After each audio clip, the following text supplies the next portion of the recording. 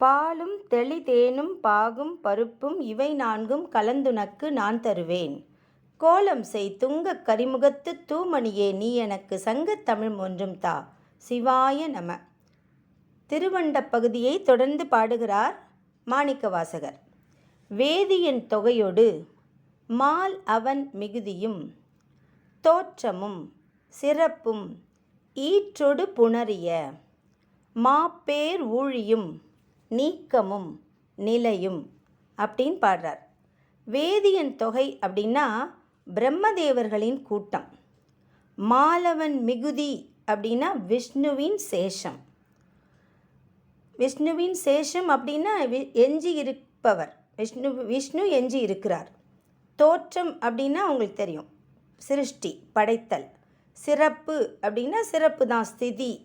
ஈற்றொடு ஈறு உடன், ஈறு அப்படின்னா சம்ஹாரம். மாப்பேர் ஊழி அப்படின்னா மகா பிரளயம். இந்த உலகம் தோன்றும் பொழுது நிறைய பிரம்மாக்களும் அவங்க எல்லாருக்கும் சேஷனாக இருக்கிற விஷ்ணுவும் படைத்தல் காத்தல் அழித்தல் அப்படிங்கிற முத்தொழில்களும் மகா பிரளயமும் இவையெல்லாம் இருக்கிறதும் அதனுடைய முடிவும் எல்லாமே யாருடைய கண்ட்ரோலில் இருக்குது? ஈசனே உனது சொரூபத்தின் பாங்குகளாகும் அப்படின்னு வியந்து பாடுகிறார். ஜீவன்கள், கோடிக்கணக்கான ஜீவன்கள் இருக்கின்றன. அவர்கள் எல்லாத்தையும் படைத்தவர் யாரு? நான்முகன் பிரம்மதேவன். ஒரு பிரம்மதேவனும் கிரம முக்தி அடைவார்களாம். எப்பொழுது அப்படின்னா மகா பிரளயம் வரும்பொழுது பிரம்மனுடைய வாழ்க்கையும் முடிவடைந்து அடுத்த பிரம்மன் தோன்றுவார். இந்த மாதிரி நான்முக கடவுள்கள் நிறைய பேர் இருந்தாங்க, தோன்றினாங்க, ஒடுங்கினாங்க. இந்த பிரம்மாக்களுக்கெல்லாம் ஆதி மூலமாக இருப்பவர் தான் மகாவிஷ்ணு. அதனால தான் அவர் சேஷன் அல்லது எஞ்சி இருப்பவர் என்று போற்றப்படுகிறார். தோன்றவும் கிடையாது, மறையவும் கிடையாது. அப்படி யார் இருக்கா ஒரு சொரூபம் அப்படின்னா அந்த சொரூபத்தில் சங்கரனும் நாராயணனும் ஒன்றேயாகும் அப்படின்னு தத்துவ கருத்துக்கள் கூறுகின்றன. மகா பிரளயம் உண்டாகும் பொழுது பிரம்மனுடைய வாழ்க்கையும் முடிவடையும். அது உண்டாகணும், அது நீங்கணும். இது எல்லாமே ஒரு திருவிளையாட்டு களம். அது யாருடையது அப்படின்னா ஈசனே உன்னுடைய விளையாட்டு. இங்கே என்ன சொல்கிறாங்கன்னா, சங்கரனும் நாராயணனும் ஒன்றுதான் அப்படின்னு சொல்லுது வேத வாக்கு. வேதத்தில் மெய்ப்பொருளுக்கு பல பொருள்கள் கொடுத்துருக்காங்க. அதில் நாராயணன் அப்படிங்கிற பேரும் இருக்குது. நாரா அப்படின்னா என்ன அர்த்தம் அப்படின்னா தன்னிடமிருந்து தோன்றி வந்துள்ளன. எவைகள் அப்படின்னா பஞ்சபூதங்கள். அந்த பஞ்சபூதங்களை உண்டாக்குறது ஒரு மூலப்பொருள். அதுக்கு காரியமாக இருக்கிறது ஜெகம். அந்த ஜெகத்துக்கும் அயனன் அப்படின்னா தங்குமிடமாய் இருப்பவன். இந்த ஜெகத்தில் உள்ள எல்லா ஜீவன்களும் தங்குமிடமாய் இருப்பவன். அதனால் நாரா கூட்டல் அயனன், நாராயணன் என்பதுதான் அந்த பெயரின் பொருள். இந்த தத்துவத்தை புராணம் என்ன சொல்லுதுன்னா, நாராயணனுடைய உந்தி கமலத்திலிருந்து தான் பிரம்மதேவன் தோன்றி வந்துள்ளார் அப்படின்னா புராண வரலாறு கூறுகிறது அப்படிங்கிறார். சூக்கமொடு தூளத்து சூரை மாருதத்து எரியது வழியின் கொட்கப் பெயர்க்கும் குழகன் முழுவதும் அப்படிங்கிறார். அதாவது சூரை மாருதம் அப்படின்னா சுழல் காற்று, எரிதல் அப்படின்னா காற்று வீசுதல், வழி அப்படின்னா சிறு காற்று, சின்ன சின்ன காற்று, கொட்க அப்படின்னா சுழல, பெயர்க்கும் அப்படின்னா நிலை பெயர்க்கின்ற, குழகன் அப்படின்னா இளையவன்.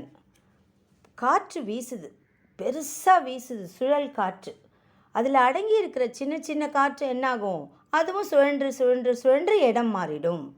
அந்த மாதிரி இந்த உலகத்தில் இருக்கிற பரமனது சாநியத்தில் இருக்கிற கத்தாக்களாகிய தெய்வங்கள் எல்லாமே அவங்கவுங்க செயல்களை முறையாக செஞ்சுக்கிட்டே வராங்க. அப்படி செய்கிறதுனால தான் இந்த பிரபஞ்சம் அழகாக இயங்கிக்கிட்டு இருக்கு. அதில் சூஷ்ம நிலையும் இருக்குது, ஸ்தூல நிலையும் இருக்குது அப்படின்னு சொல்கிறார். பரமன் மாறா தன்மை வாய்ந்தவர். ஈசனே சிவபெருமானே நீ மட்டும் நிலையாக இருப்ப, மாறாத்தன்மை வாய்ந்தவர். அதனால் அவ்வளவு அழகாகவும் இளமையாகவும் நீ இருக்க, ஏன்னா உன்னிடத்தில் எந்த மாற்றமும் ஏற்படவில்லை அப்படிங்கிறார். அதில் இப்போ நமக்கு என்ன சொல்ல வராங்க இந்த இடத்துலன்னா, மாறாமல் இருக்கும் சிவபெருமானிடமிருந்து அப்படியே தான் அங்கேயே தான் விஷ்ணுவும் இருக்கிறார். விஷ்ணுவிலிருந்து பிரம்மதேவன் தோன்றுகிறார். பிரம்மன் அனைத்து உயிர்களையும் படைக்கிறார். இந்த ஜீவன்கள் எல்லாம் வாழ்ந்து வாழ்ந்து பிரளயம் வரும்பொழுது வாழ்க்கையை முடிகிறது. மகா பிரளயம் வரும்பொழுது பிரம்மதேவனின் வாழ்க்கையும் முடிவுக்கு வருகிறது அப்படின்னு சொல்கிறார். மலரிடை வாழும் நான்முகனும் திருமாலும் முறையே இந்த பிரபஞ்சத்தை படைத்தலையும் காத்தலையும் செய்கிறார்கள்.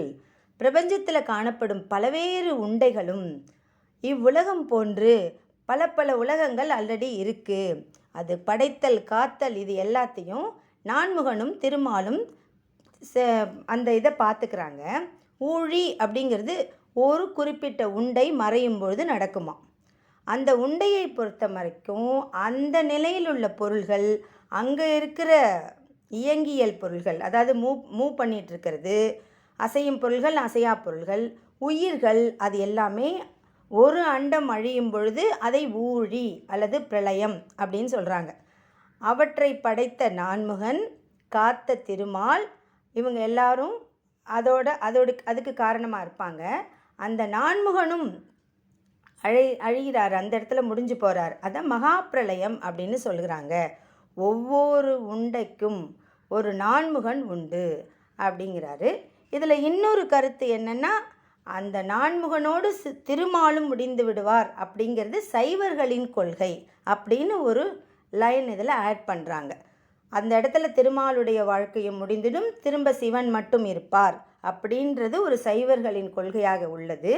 ஆனால் வேதாந்தம் சிவனும் நாராயணனும் ஒன்று தான் அப்படின்னு சொல்கிறது.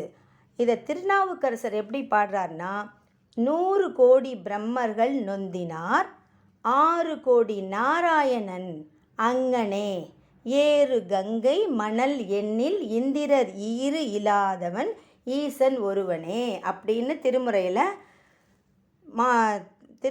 திருநாவுக்கரசர் பாடியிருக்காராம். விண்ணில் காணப்படும் உண்டைகள் நிறைய இருக்குது, அதனுள்ள நிறைய உயிர்கள் வாழ்கின்றன. அவற்றை படைத்து காக்கும் நான்முகனும் நாராயணனும் எல்லாரும் சூறாவளி காற்று ஏற்படும் பொழுது எல்லாருடைய வாழ்க்கையும் முடியும், மாப்பேர் ஊழியில் அழிகின்றவன் அப்படின்னு சொல்லிட்டு, மெஞ்சி இருப்பவர் படைப்பவர் மட்டுமே, அவர் இறைவன் ஒருவனே, ஈசன் நீ ஒருவனே அப்படின்னு திருநாவுக்கரசர் பாடியிருக்கார் அப்படின்னு கோடிட்டு காட்டுறாங்க. எல்லாம் வல்ல சிவபெருமானை நாமும் வணங்குவோம், நல்லருள் பெறுவோம். திருச்சிற்றம்பலம், திருச்சிற்றம்பலம், திருச்சிற்றம்பலம்.